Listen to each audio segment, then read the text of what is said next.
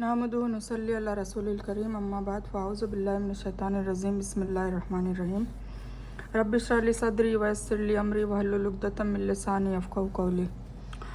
अस्सलामु अलैकुम रहमतुल्लाहि व बरकातुहू। हमने सूरतुल निसा कंप्लीट कर दी है अल्हम्दुलिल्लाह। अल्हम्दुलिल्लाह जो मंजिल मतलब कुरान में 7 मंजिलें हैं तो उसमें एक मंजिल भी ख़त्म हो गई है। उसमें एक मक्की सूरत और 3 मदनी सूरत आती है। तो एक मक्की सूरत सूरह फातिहा थी जो हमने कवर कर लिया अल्हम्दुलिल्लाह। उसके बाद सूरह अल बकर, सूरह आले इमरान और सूरह निसा, ये तीनों मदनी सूरतें हैं, ठीक है। और सूरतुल माइदा जो है वो भी मदनी सूरत है और ये आखिरी बड़ी सूरत में आती है, मदनी सूरत में जो बड़ी बड़ी सूरतें हैं उसमें से। और इसमें भी मदीने में उतरी है तो आपको पता चल गया होगा कि इसमें शरीयत बताई गई है। माइदे का मतलब होता है खाने से भरा हुआ दस्तरखान, मतलब एक टेबल है, एक मेज़ है, उस पर पूरा खाना रखा हुआ है, उसका मतलब होता है माइदा, ठीक है। और इसमें वही कायदे कानून तो खैर बताए गए हैं, अहले किताब के ऊपर ज़्यादा जोर दिया गया है, उनको फटकार भी दी गई है और कुछ रूल्स एंड रेगुलेशन हमें भी बताए जा रहे हैं खाने के मामले में, हराम हलाल चीज़ों के बारे में। तो ये सारी चीज़ें अब अपन पढ़ेंगे तब आगे आ जाएगा, ठीक है। हज के भी अहकाम है इसमें, तो ये सारी चीज़ें इसमें आ रही है। तो हम स्टार्ट करते हैं। औज़ु बिल्लाहि मिनश शैतानिर रजीम बिस्मिल्लाहिर रहमानिर रहीम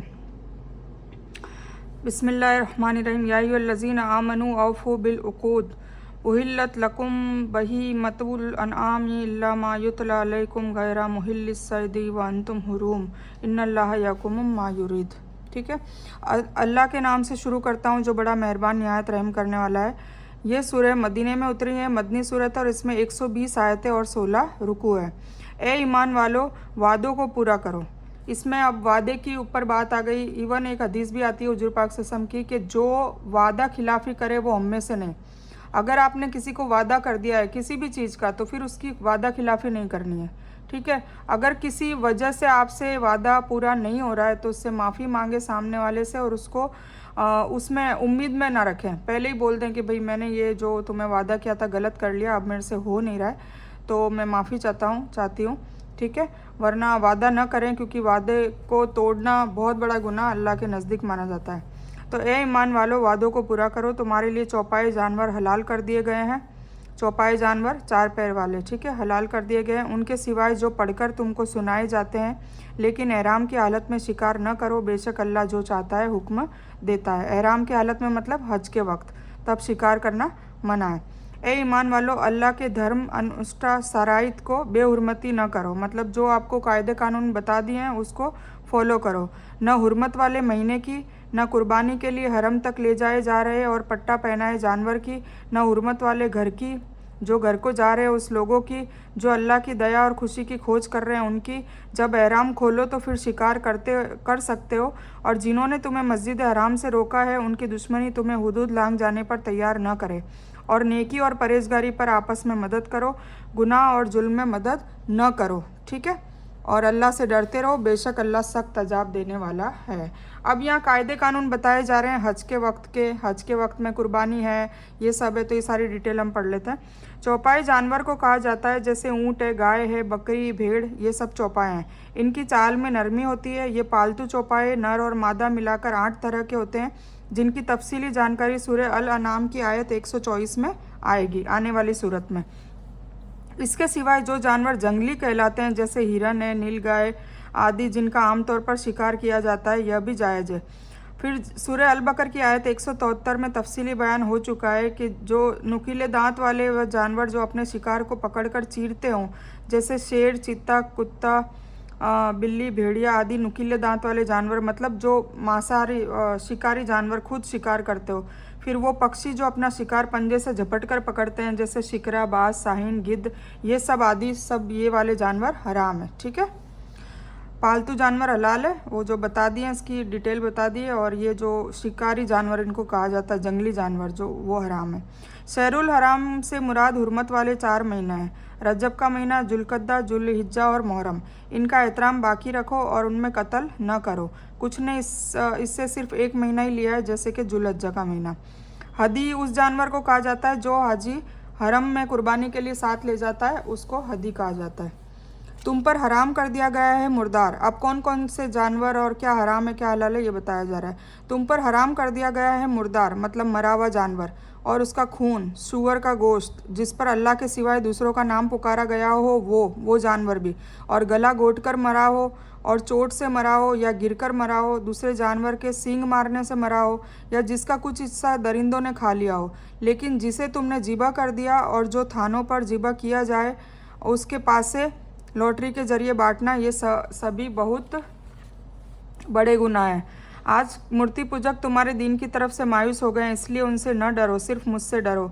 आज मैंने तुम्हारे लिए तुम्हारे दीन को मुकम्मल कर दिया है और तुम पर अपनी नेमतें पूरी कर दी है और तुम्हारे लिए इस्लाम दीन को पसंद कर लिया है। लेकिन जो भूख में बेकरार हो जाए और कोई गुनाह न करना चाहता हो तो बेशक अल्लाह माफ़ करने वाला और बड़ा रहम करने वाला है। ठीक है, सिर्फ और सिर्फ वही खा सकता है ये ऐसे सारे जानवर जो बताए हैं, मतलब किसी चोट से मर जाए या मतलब ऐसे बिल्कुल अपन ज़िबा करते हैं तब बिल्कुल जो जानवर होता है सही सलामत होता है। पर जैसे कोई हादसे से मर गया हो, कोई शिकार की वजह से मर गया हो, किसी जानवर के मारने की वजह से मर गया हो, या किसी रस्सी में आके मर गया हो, ऐसे सब जानवरों को खाना मना है। पर अगर तुम जंगल में हो, फंस गए हो और तुम्हें कोई ऐसा मरा हुआ जानवर, मुर्दार जानवर का गोश्त मिला है, मुर्दार जानवर मिला है, तो तुम उस वक्त खा सकते हो जब तुम्हारी जान को आ जाए, मतलब अब इसके अलावा कुछ खाने को नहीं है और नहीं खाएंगे तो मौत आ जाएगी, तो उस वक्त अल्लाह ताला ने माफ़ किया हुआ है। ठीक है, वह आप सल्लल्लाहु अलैहि वसल्लम रसूल से सवाल करते हैं कि उनके लिए क्या खाना जायज़ है। आप कह दें कि तुम्हारे लिए पाक चीज़ें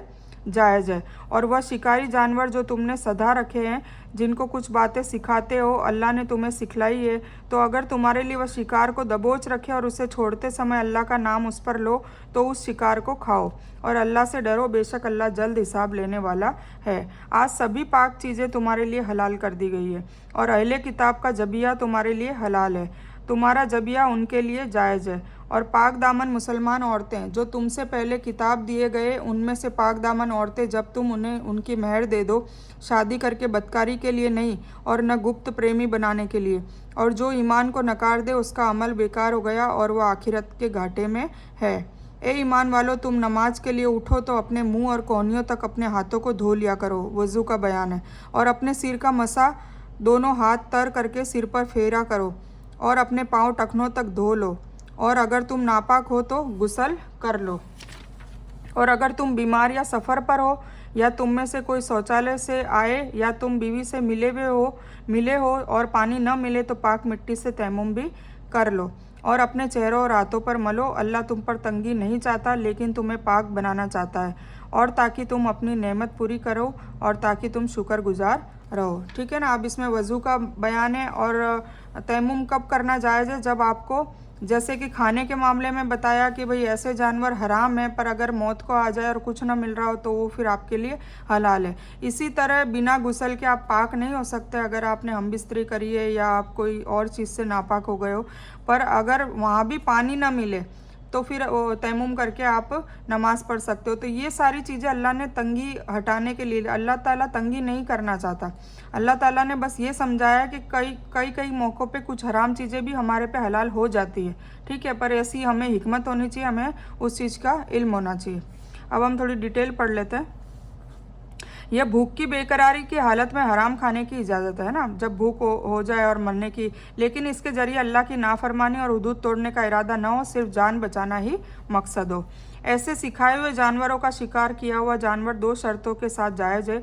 एक यह कि उसे शिकार पर छोड़ते समय बिस्मिल्लाह पढ़ लिया गया हो, दूसरा यह कि शिकारी जानवर शिकार करके अपने मालिक के लिए रख छोड़े और उसका इंतज़ार करे, खुद न खाए। अगरचे उसने उसे मार भी डाला हो तब भी वह मरा हुआ शिकार किया हुआ जानवर जायज़ होगा, जबकि उसके शिकार के लिए सिखाए और छोड़े हुए जानवर के सिवाय किसी दूसरे जानवर को शामिल न किया हो। ठीक है ना। अहले किताब का वही ज़िबा किया हुआ जानवर जायज़ होगा जिसमें खून बह गया होगा, यानी उनका मशीन के ज़रिए ज़िबा जायज़ नहीं है, क्योंकि इसमें खून का बहना जो ज़रूरी है पाया नहीं जाता। ठीक है ना। अहले किताब का ज़िबा किया हुआ जानवर हम खा सकते हैं, पर ज़िबा किया हुआ आजकल क्या होता है कि मशीनों से कटने लग गए हैं गोश्त, मतलब जीबा भी नहीं करते, हाथ से नहीं करते। जीबा करने का मकसद ही ये था कि उसका जो खून है वो धीरे धीरे करके सारी रगों में से निकल जाए, ताकि वो खून जमा ना हो। और जो झटके का होता है उसमें खून एकदम से जम जाता है, चौक हो जाता है, इसीलिए मना किया हुआ है। तो जीबा हाथ से किया हुआ है वो खा सकते हैं, जो मशीन के ज़रिए हो उसको मना है। अहले किताब की औरतों के साथ शादी का भी अब मसला आया है कि देखो, इसमें अहले किताब के बारे में बहुत जोर दिया गया है, पूरी सूरत में आएगा, ठीक है, मैंने आपको पहले ही बता दिया। अहले किताब की औरतों के साथ, और अहले किताब कौन है? यहूदी, है ना, ये तो आपको पता होगा। अहले किताब की औरतों के साथ शादी की इजाज़त के साथ एक तो पाक दामन ज़रूरी है, जो आजकल ज़्यादातर अहले किताब औरतों में नहीं मिलता है ना, वर्जिन होनी चाहिए। दूसरे, उसके बाद यह कहा गया है कि जो ईमान के साथ कुफ्र करे उसके अमाल बर्बाद हो गए। इससे यह तंबी करना है कि अगर ऐसी औरत से शादी करने से ईमान के बर्बाद होने का डर है तो यह बहुत नुकसान वाली तिजारत है। और आजकल अहले किताब की औरतों से शादी करने में ईमान को जो खतरा है उसके बयान की ज़रूरत नहीं है, ठीक है। ये अहले किताब है, मुशरिकीन जो भी औरतें ले आते हैं, हिंदू ले आते हैं, आजकल बहुत ट्रेंड चल गया है, हर कोई बस प्यार में पड़ जाता है। तो बच्चों को पहले उनको बचपन से ही ये तालीमात पहले ही दे देनी चाहिए, क्योंकि बच्चों को नहीं पता होता, आजकल का मुआशरा ऐसा है, माहौल ऐसा है, फिर वो क्या है, मानते भी नहीं है और ज़िद करके शादी भी कर लेते हैं। तो गैर मुस्लिम अगर लड़की आती है उससे क्यों मना है? एक्चुअली लॉजिक ये है कि वो आने के बाद खुद तो इस्लाम को फॉलो नहीं करती, बहुत रेयर केस होता है कि इस्लाम को फॉलो करने लग जाए, बाकी अमूमन ये होता है कि इस्लाम को फॉलो नहीं करती और वो पूजा पाठ में उसमें मतलब जो लड़का है उसका भी ईमान ख़राब हो जाता है। फिर बच्चों की तरबियत भी ऐसी होती है नॉन इस्लामिक, क्योंकि उनको खुद को नॉलेज नहीं होता है, तो वो भी ऐसे पलते बढ़ते हैं ऊपर, उनके भी वैसे ही परवान चढ़ते हैं, ठीक है। तो इसलिए अल्लाह ताला ने बिल्कुल मना किया है, ठीक है। तो शादी के बारे में ये बात है कि ईमान अगर बर्बाद होने का डर हो तो फिर आप अहले किताब की औरतों से शादी ना करें, क्योंकि अहले किताब की औरतों से शादी करना जायज़ बताया गया था, अभी आगे कुरान में भी आएगा, इसलिए इसको क्लियर किया गया है। फिर वजू के बारे में बात बताई, मुँह धो, यानी एक एक दो दो या तीन तीन बार दोनों हाथ की कलाइयों तक यूँ धोने का ये है, कलाइयाँ धो, फिर कुल्ली करो, फिर नाक में पानी डालकर छींकने के बाद मतलब नाक का मसा करो, जैसे कि हदीस से साबित है। फिर मुंह धोने के बाद हाथों की कोहनियों तक, यहाँ से यहाँ तक कोहनियों तक हाथ को धोना है, ठीक है। ये वज़ू का पूरा तरीका है। फिर मसा करने के लिए बताया है कि दोनों हाथ भिगो के और फिर पूरे बालों तक फेरा जाए, जैसे कि हदीस से साबित है। अपने हाथ आगे से पीछे गुद्दी तक ले जाएं और फिर वापस वहाँ से आगे आए जहाँ से शुरू किया था। इसी के साथ कानों का मसा कर लो, और अगर सिर पर पगड़ी या मुरेठा हो तो हदीस के हिसाब से मोजों की तरह उस पर भी मसा जायज़ है, ठीक है। तो ये पूरा वजू का बयान है। फिर अपने पैर टखनों तक धो लो, और अगर मोजे हो तो इस तरह के दूसरे कपड़े पैरों पर चढ़े हो तो वजू की हालत में पहने हो तो उस हदीस के अनुसार पैर धोने के बजाय मोजों पर मसा जायज़ है, ठीक है। ये हज के टाइम करा जाता है, क्योंकि बार बार वजू करना होता है, तो मोजे पहने हुए होते हैं तो मोजे के नीचे मसा कर लेने से वो काम हो जाता है। नापाकी से मुराद वह नापाकी है जो एहतिलाम या बीवी से जिमा की वजह से होती है, और इसी हुक्म में माहवारी और प्रसव का खून भी है। माहवारी और प्रसव में जब खून रुक जाए तो पाकी के लिए गुस्ल करना फ़र्ज है, लेकिन पानी न मिलने की हालत में तयम्मुम की इजाज़त है, ठीक है ना। और अपने ऊपर अल्लाह की नेमत और उस अहद को याद करो जिसका तुमसे मुआहिदा हुआ है, जब तुमने कहा कि हमने सुना और मान लिया, और अल्लाह ताला से डरते रहो, बेशक अल्लाह ताला दिलों की बातों का जानकार है। ये हमने सूरह अल-बकर में वादा किया था ना, आखिरी आयत में, समेना व अताना, मतलब हमने सुना और मान लिया। तो अल्लाह ताला कह रहा है कि अगर तुमने अहद कर लिया कि तुमने मेरी जो भी बात सुनी, मेरी आयतों को सुना और उसको मान लिया, तो अब उस पर जो मुआहिदा, मतलब तुमने जो वादा कर लिया, अब उस पर अड़े रहो। अगर फिर तुम उसमें से फिर जाओगे तो फिर अल्लाह ताला दिलों की बातों का जानकार है, ये बताया जा रहा है। ईमान वालों, अल्लाह के लिए सच पर मजबूत, इंसाफ पर गवाह हो जाओ, और किसी कौम की दुश्मनी तुम्हें इंसाफ करने पर तैयार न करे। इंसाफ करो, वह परहेजगारी से बहुत करीब है, और अल्लाह से डरो, बेशक अल्लाह तुम्हारे अमाल से बेखबर है। जिन्होंने यकीन किया और नेक अमल किए, अल्लाह ने उनको माफ़ कर दिया और भारी बदले का वादा भी दिया है। और जिन्होंने यकीन नहीं किया और हमारे हुक्मों को झुठलाया, वही जहन्नमी है। ए ईमान वालों, अल्लाह ताला ने जो एहसान तुम पर किए हैं उसे याद करो। जबकि एक कौम ने तुम पर जुल्म करना चाहा तो अल्लाह ने उनके हाथों को तुम तक पहुंचने से रोक दिया, अल्लाह ने मदद की। और अल्लाह से डरते रहो ए ईमान वालो, अल्लाह ताला पर ही भरोसा करना चाहिए। और अल्लाह ताला ने इसराइल के बेटों से वादा लिया और उन्हीं में से 12 सरदार हमने मुकर्रर किए।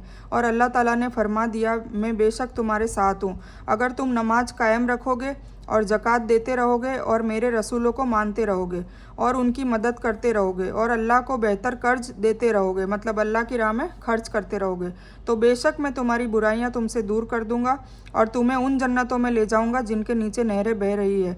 अब इस वादे के बाद भी तुम में से जो इनकार करेगा वो बेशक सीधे रास्ते से भटक गया है। फिर उनके वादा तोड़ने के सबब हमने उन पर लानत किया। किन्होंने वादा तोड़ा है? बनी इसराइल ने, मतलब यहूदियों ने, बनी इसराइल ने, अहले किताब ने वादा तोड़ दिया था। उनको भी यही अल्लाह ताला ने बताया था कि नमाज कायम रखो, ज़कात देते रहो, रसूलों को मानो, रसूलों की मदद भी करो और अल्लाह ताला को कर्ज देते रहो, मतलब अल्लाह ताला की राह में अपना टाइम भी खर्च करो, अपना पैसा भी खर्च करो, अपना माल भी खर्च करो। ठीक है, तो ये सारी चीज़ों का वादा अहले किताब ने अल्लाह को दिया था कि हम करेंगे, जबकि उनको सारी नेमतें दी, अंबिया की बुहार कर दी, मतलब पूरी नस्लों में इनके अंबिया थे, नबी थे, उसके बावजूद भी उन्होंने अपना वादा तोड़ा। तो अल्लाह ताला अब हमको ये एग्जाम्पल दे के ये बताना चाह रहा है कि अब उन्होंने तो अपना वादा तोड़ दिया और हमेशा के लिए जहन्नम को ले लिया है, अब तुम लोग ऐसे मत करना, मतलब मुसलमान के लिए कहा है कि तुम लोग अब ये वादा मत तोड़ना। ठीक है, फिर उनके वादे तोड़ने के सबब हमने उन पर लानत की और उनके दिल सख्त कर दिए। वह कलीमे को उस जगह से तब्दील कर देते हैं। जो कुछ नसीहत उनको दी गई है उसका बहुत बड़ा हिस्सा वो भुला बैठे हैं। उनके एक न एक खयानत की खबर तुझे मिलती रहेगी, मतलब पूरे कुरान में भरी पड़ी है अहले किताब वालों ने क्या खयानत की, क्या अल्लाह ताला की नाफरमानी की। तो वो सारी चीज़ें हमें क्यों बताई जा रही है? ताकि हम उससे नसीहत हासिल करें और हम ऐसा काम ना करें जिससे हमें भी जहन्नम में डाला जाए। ठीक है, उनके एक न एक खयानत की खबर तुझे मिलती रहेगी, लेकिन थोड़े से ऐसे भी हैं, हाँ, लेकिन अहले किताब में थोड़े कुछ ऐसे भी हैं जिन्होंने ईमान कबूल किया, फिर भी उन्हें माफ़ करता जा और माफ़ करता जा, बेशक अल्लाह ताला एहसान करने वालों को दोस्त रखता है। ये उस समय का वाक़या है जब हज़रत मूसा अलैहिस्सलाम से जंग के लिए तैयार हुए तो उन्होंने अपनी उम्मत के 12 जातियों के 12 संरक्षक नियुक्त कर दिए थे ताकि वे उन्हें जंग के लिए तैयार भी करें और अगुवाई भी करें और दूसरे मामलात का एहतमाम भी करें। यानी इतने इंतजाम और वादे के बावजूद भी इसराइल की औलाद ने वादा तोड़ दिया, जिसके सबब वे अल्लाह के लानती हुए।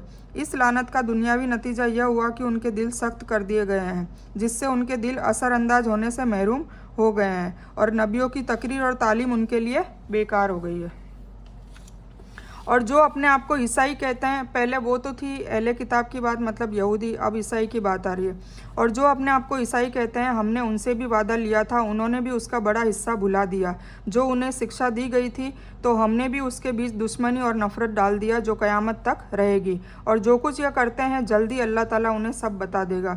ए अहले किताब, तुम्हारे पास हमारे रसूल सल्लल्लाहु अलैहि वसल्लम आ गए जो बहुत सी वह बातें बता रहे हैं जो किताब तौरात और इंजिल की बातें तुमने छुपा रखी थी, और बहुत सी बातों को छोड़ रहे हैं। तुम्हारे पास अल्लाह की तरफ से नूर और खुली किताब, मतलब पाक कुरान अब आ चुका है। मतलब इन लोगों ने जो अपनी किताबों में फेरबदल किया था, कुछ आयतें रखी, कुछ आयतें अपने मर्जी से डाल दी और लोगों को गुमराह करना चाहा, तो अल्लाह ताला ने कुरान भेजकर साबित कर दिया कि ये लोग झूठे हैं। इन्होंने असली तौरेत और असली इंजिल जो बाइबल होती है वो छुपा रखी है। तो इनका जो पर्दाफाश किया है, तो इन्होंने क्या करा, मोहम्मद सल्लल्लाहु अलैहि वसल्लम से और दुश्मनी चालू कर दी।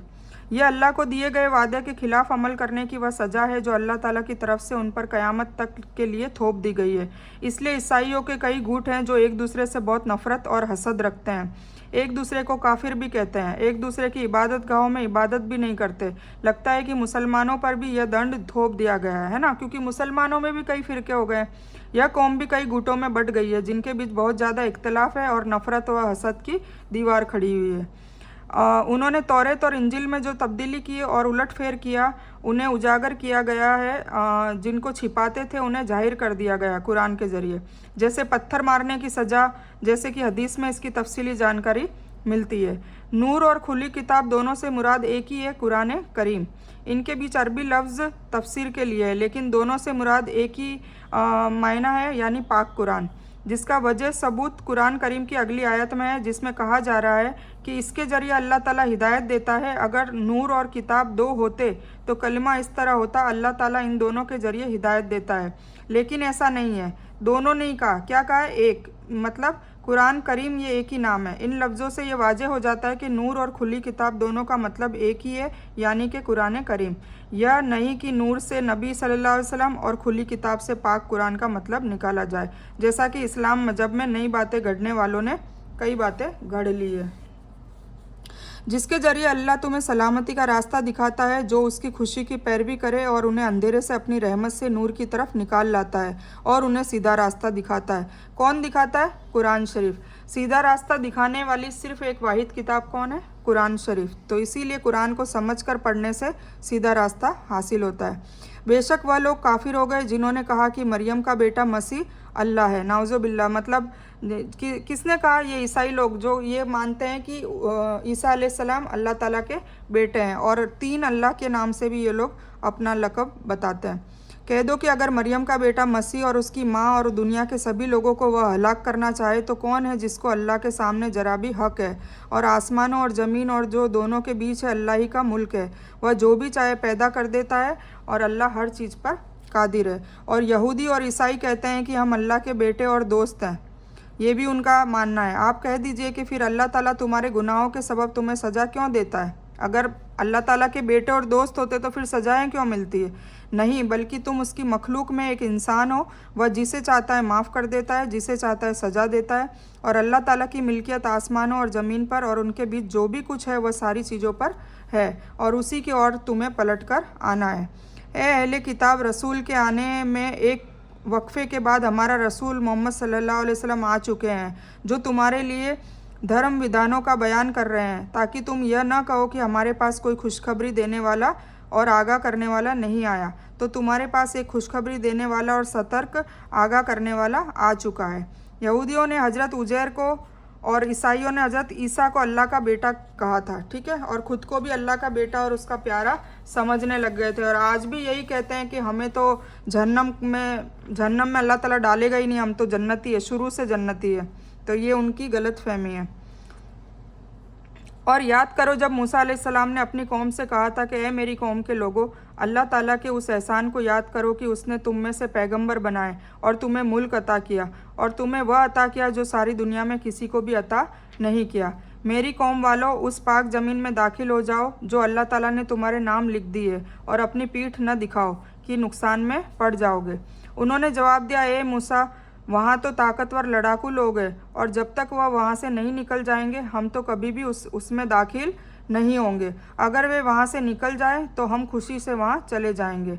हज़रत ईसा और हज़रत मोहम्मद सल्लल्लाहु अलैहि वसल्लम के बीच के वक्त में जो लगभग 570 साल का फ़र्क है, यह फ़र्क एक वक्फ़ा कहलाता है। अहले किताब से कहा जा रहा है कि इस अवकाश के बाद हमने अपने आखिरी रसूल सल्लल्लाहु अलैहि वसल्लम को भेज दिया है। अब तुम यह भी ना कह सकोगे कि हमारे पास कोई खुशखबरी देने वाला या बाखबर करने वाला पैगंबर नहीं आया था।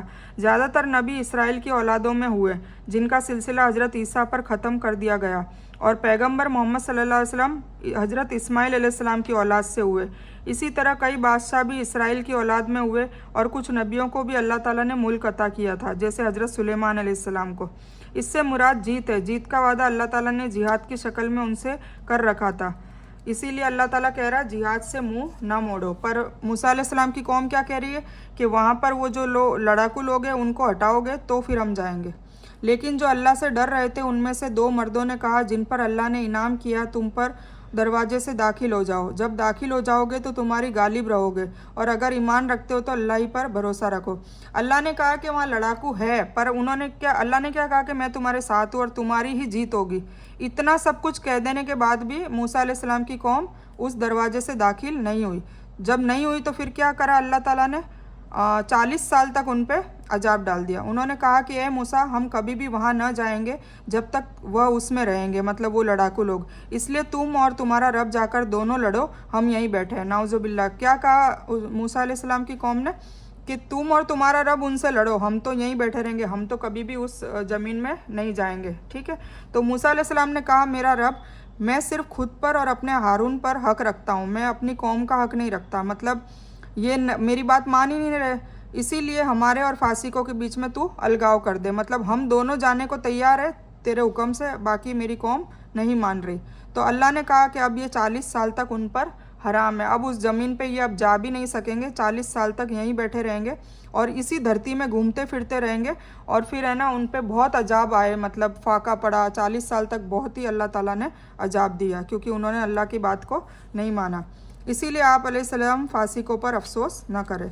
मूसा की कौम में सिर्फ यही 2 इंसान निकले थे जिन्होंने अल्लाह ताला की तरफ से मदद पर यकीन था। कौन? मूसा अलैहिस्सलाम और उनके भाई हारून अलैहिस्सलाम, वो खुद भी नबी थे हारून अलैहिस्सलाम।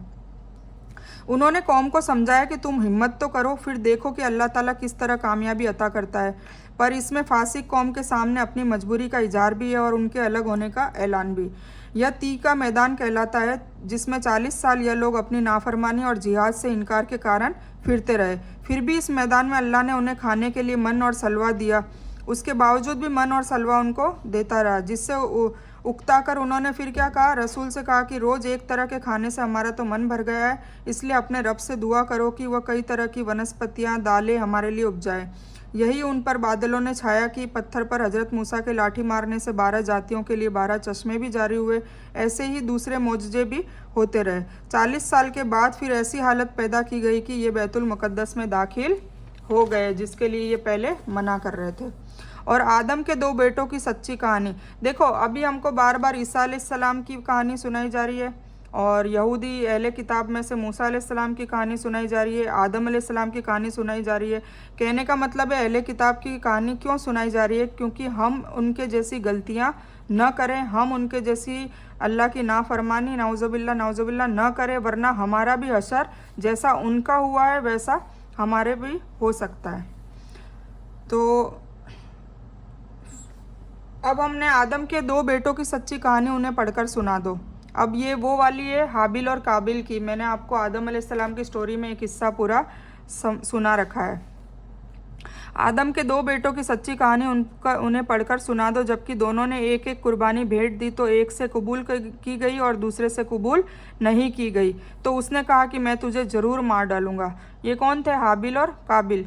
ठीक है, तो काबिल की कबूल नहीं हुई और हाबिल की कबूल हो गई। उसने कहा कि अल्लाह परहेजगारों से ही कबूल करता है। अगर तू मुझे कत्ल करने के लिए हाथ बढ़ाएगा तो मैं तुझे कत्ल करने के लिए हाथ नहीं बढ़ा सकता। हाबिल ने क्या कहा? मैं अपने रब से डरता हूँ, मैं तुझे कत्ल नहीं करूँगा, अगर तू मुझे करना चाहे तो कर दे। मैं चाहता हूँ कि तू मेरा गुनाह अपना गुनाह समेट ले और जहन्नमियों में हो जाए। यह जालिमों का बुरा बदला है। हाबिल ने कितनी समझदारी से बात की कि अगर तू मेरा कत्ल करेगा तो मैं शहीद मरूंगा, तो मेरा गुनाह और तेरा गुनाह खुद भी तू लेके तू जहन्नम में चला जा। बस उसकी इच्छाओं ने उसे भाई का कत्ल करने के लिए तैयार कर दिया और उसने उसका कत्ल भी कर दिया, जिससे वह नुकसान उठाने वालों में हो गया। फिर अल्लाह ताला ने एक कौवे को भेजा जो धरती खोद रहा था, उसे दिखाए कि वह अपने भाई की लाश को किस तरह छिपा दे। वह कहने लगा, हाय अफसोस, क्या मैं ऐसा करने के लायक भी न रहा कि अपने भाई की लाश को इस कौवे की तरह गाड़ सकता। फिर तो वह बड़ा दुखी और शर्मिंदा हो गया, मतलब कत्ल तो कर दिया, उसके बाद वो बहुत शर्मिंदा हो गया। आदम के इन 2 बेटों का नाम क्या था? हाबिल और काबिल। यह चढ़ावा और कुर्बानी किस लिए पेश की गई थी, इसके बारे में कोई सही कौल नहीं है, लेकिन यह ज़रूर मशहूर है कि आदम अलैहिस्सलाम के 2 बेटों ने अल्लाह के लिए कुर्बानी की। एक की कबूल हुई, दूसरे की नहीं, इसलिए दूसरा हसद का शिकार हो गया और उसने अपने भाई को मार डाला। इसी कारण हमने इसराइल की औलाद पर लिख दिया है कि जो इंसान किसी को बिना इसके कि वह किसी का कातिल हो या धरती पर फसाद पैदा करने वाला हो कत्ल कर डाले तो ऐसा है कि उसने सभी लोगों का कत्ल कर दिया है ना।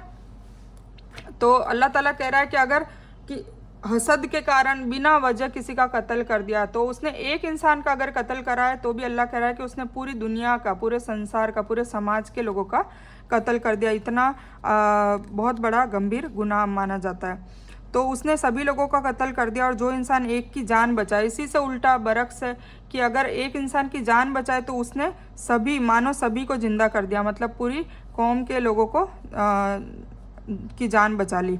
और उनके पास हमारे रसूल बहुत सी वाज़ेह निशानियां लेकर आए, लेकिन फिर भी उनमें से ज़्यादातर लोग धरती पर जुल्म और क्रूरता करने वाले ही रहे हैं। ठीक है, उनकी सज़ा जो अल्लाह ताला से और उसके रसूल से लड़े और धरती पर फसाद करे, यही है कि उन्हें मार दिया जाए या फांसी पर चढ़ा दिया जाए या उल्टी तरफ से उनके हाथ पैर काट दिए जाए या उन्हें देश से निकाल दिया जाए। यह तो हुई उनकी दुनियावी जिल्लत और बेइज्जती, और आखिरत में तो उनके लिए भारी अजाब है। मतलब दुनिया में भी अल्लाह ताला ने धरती पर फसाद करने वालों के लिए सज़ा मुकर्रर कर दी है कि जो धरती पर फसाद करते हैं, बिना मतलब कत्ल करते हैं, तो उनको या तो उनको फांसी पर चढ़ा दिया जाए या उनको उल्टी तरफ, मतलब एक हाथ इधर लेफ़्ट वाला काटेंगे तो राइट वाला पैर काटेंगे, ताकि वो ना तो चल सके ना कोई काम कर सके। ठीक है, तो ये दुनियावी जिल्लत और बेइज्जती वाली सज़ा भी अल्लाह ताला ने दे दी दुनिया में, और आखिरत में तो उनको बहुत भारी अजाब है। लेकिन जो अपने ऊपर तुम्हारे काबू पाने से पहले माफ़ी मांग ले, लेकिन जो माफ़ी मांग ले तो अल्लाह ताला बेशक बड़ा माफ़ करने वाला और बड़ा रहम करने वाला है। ए मुसलमानों, अल्लाह ताला से डरते रहो, उसकी और नज़दीकी हासिल करने की कोशिश करो और उसकी राह में जिहाद करो ताकि तुम भलाई पा जाओ। ठीक है, अब बनी इसराइल के, आदम अलैहिस्सलाम के, मूसा अलैहिस्सलाम के पिछलों के किस्से सुनाकर हमें बार बार चेताया जा रहा है। इस नाजायज़ कत्ल के बाद अल्लाह ताला ने इंसानों की कीमत को जाहिर करने के लिए इसराइल की औलाद को यह हुक्म उतारा। इसमें अनुमान लगाया जा सकता है कि अल्लाह ताला के यहाँ इंसानों की कितनी अहमियत है। वसीले का मतलब ऐसी चीज़ है जो किसी मकसद को हासिल और उसकी नज़दीकी का जरिया बने। अल्लाह ताला की नज़दीकी हासिल करने का सबब तलाश करो। इसका मतलब ये होगा कि ऐसे अमल करो जिससे तुम्हें अल्लाह की खुशी और नज़दीकी हासिल हो। इमाम शौकानी का कौल है, वसीला व नेक अमल है जिनके ज़रिए से बंदा अल्लाह की नज़दीकी हासिल कर लेता है। इसी तरह मना करदा और हराम चीज़ों और कामों से बचने से भी अल्लाह की नज़दीकी हासिल होती है। इसलिए मना करदा और हराम चीज़ों और कामों को छोड़ना भी अल्लाह की नज़दीकी हासिल करने का जरिया है। कोई गुनाह ऐसा हो जो करते हो जाने अनजाने, वो अल्लाह ताला की खुशी के लिए छोड़ देना, और अल्लाह ताला के खुशी के लिए जो अल्लाह को पसंद है ऐसे काम करने की कोशिश करना, इस सब को ही जिहाद कहा जाता है, और जिहाद से अल्लाह ताला की नज़दीकी हासिल होती है।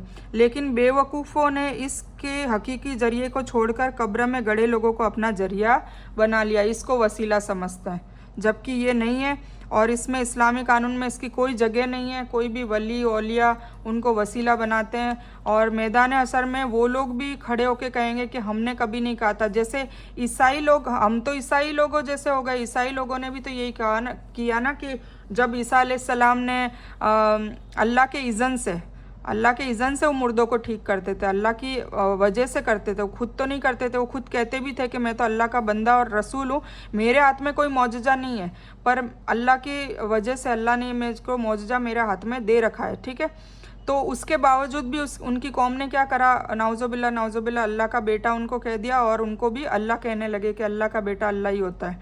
तो फिर हम भी तो यही कर रहे हैं। हम भी जो बुजुर्गान दीन है, उन्होंने कभी ये तालीम नहीं दी कि भाई हम मर जाएं तब हमारी कब्रों पे तुम आके हमारे से मन्नत मांगो, हमें वसीला बनाओ, कभी नहीं कहा और नहीं कहेंगे, क्योंकि अल्लाह का ये फरमान है ही नहीं। ये तो शिर्क का दरवाज़ा खोलता है। अगर हम ये चीज़ करते हैं और हम वसीले मांग के दुआएं मांगते रहे, डायरेक्ट अल्लाह से मांगने का कहा है, तो फिर हम क्या कर रहे हैं, हम भी ईसाइयों की तरह कर रहे हैं, और अल्लाह ताला इस चीज़ को कभी माफ़ नहीं करेगा। ये भी शिर्क है। तो हमें समझने की ज़रूरत है कि हम कहाँ तक इस चीज़ में पड़े हुए हैं। ठीक है, हम 35 तक हमने ले ली है, तो हम आगे मज़ीद कल करेंगे। तो इस बयान को यहीं मुकम्मल करते हैं।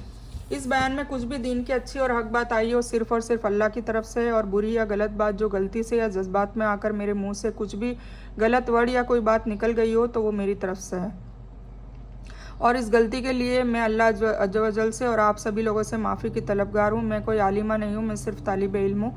अल्लाह मेरी कोशिश से आपको सही नफ़े बख्श इल्म पहुँचाए और मैं आप लोगों की हिदायत और हिकमत में सदका जारिया बनूँ, बस मेरी यही तमन्ना है। आमीन सुम्मा आमीन या रब्बल आलमीन। रब्बना आतीना मिन लदुनका रहमतन व हय्यि लना मिन अमरिना रशदा। अल्लाहुम्मा सल्लि अला मुहम्मद व अला आलि मुहम्मद कमा सल्लैता अला इब्राहीम व अला आलि इब्राहीम इन्नका हमीदुम मजीद। अल्लाहुम्मा बारिक अला मुहम्मद व अला आलि मुहम्मद कमा बारकता अला इब्राहीम व अला आलि इब्राहीम इन्नका हमीदुम मजीद। व आखिरु दावाहुम अनिल हम्दुलिल्लाहि रब्बिल आलमीन।